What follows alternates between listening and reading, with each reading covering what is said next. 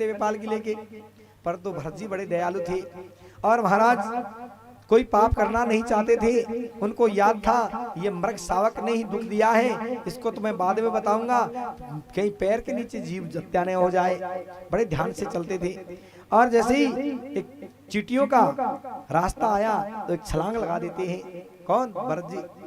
और जैसे ही छलांग लगी राजा रघुगण का कहते हैं सिर पालकी के डंडे से टकराया, पालकी में बैठे बैठे का, और सिर के लगे तो दर्द तो होता ही है। और कह रहे क्या कर रहे हो पालकी चलाने वाले कहारो, आपको पता नहीं मैं राजा हूँ, मैं आपको दंड दे सकता हूँ, आप सावधान होकर चलो।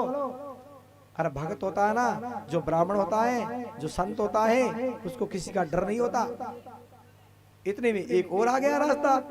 भरत जी ने फिर छलांग लगाई और फिर डंडे से टकराया और कहा अरे आपको अभी समझ में नहीं आया, मैं आपको दंड दूंगा। और गुस्सा कर लेते हैं और जो गुस्सा हुए तो जो उनके असली कहार थे वो हाथ जोड़ करके निवेदन करते हैं कि महाराज हमारी कोई गलती नहीं है, हमारी कोई गलती नहीं है। ये जो नया नया लगा ना भी सांड जैसा बड़ा मोटा ताजा, ये कभी उछल जाता है कभी झुक जाता है, पता नहीं ये क्या क्या चरित्र कर रहा है, हमारे को पता नहीं है महाराज, हमारी नहीं गलती है, हमारे को दंड नहीं देना।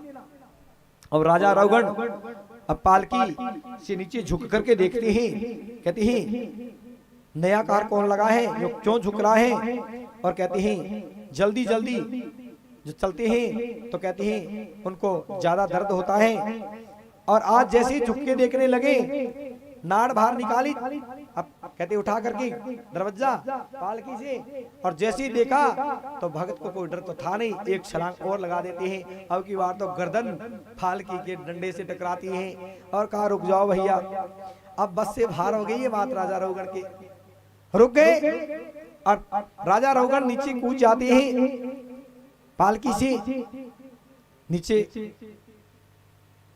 और नीचे कूद करके कहा कि मैं तुम्हें दंड दूंगा, मैं तुझे दंड दूंगा।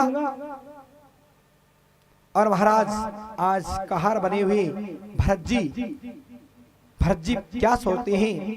भरत जी सोचे कि देखो देखो कितना समय बदल गया है। कभी मैं सातों द्वीपों का राजा था, सातों द्वीपों का, पूरी धरती का, और एक छोटे से गांव का राजा रघुगण ऐसे कह रहा है कि मैं तुझे दंड दूंगा। कितना बड़ा समय बदल गया है, कितना बड़ा समय।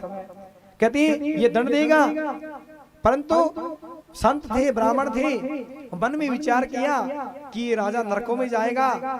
ऐसे लोग तो यही कहेंगे कि भरत जैसे ज्ञानी के कंधे के ऊपर पालकी, ब्राह्मण के कंधे पे पालकी रखेगी, फिर भी ये राजा नरकों में चला गया, फजीती तेरी होगी, इसलिए राजा नरकों में नहीं जाना चाहिए, इसको ज्ञान देंगे। आज क्या होता है, राजा रघुगण को ज्ञान देने के लिए कहते हैं भरत जी सोचते हैं, कहते हैं मैं तुझे दंड दूंगा। राजा रघुगण कह रहा है किसको? भरत को, कि मैं दंड दूंगा। तो सावधान, बोलते समय आदमी को ध्यान कर लेना चाहिए, लेकिन आप मुझे दंड दोगे कैसे? बड़े भाव से, सुंदर भाव से आज भरत जी धीरे से बोले हैं कि ठीक है आप राजा हो, मुझे दंड दोगे, पर दंड कैसे दोगे? मैं जीव तो हूं नहीं, मैं तो जीव नहीं हूं, मैं तो ईश्वर का अंश हूं, मैं शरीर तो हूं ही नहीं।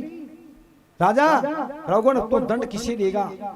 राजा रघुगण ने कान के अंदर ऐसे शब्द गए कि मैं शरीर तो हूं ही नहीं, मैं तो परमात्मा का अंश हूं, दंड किसे दोगे?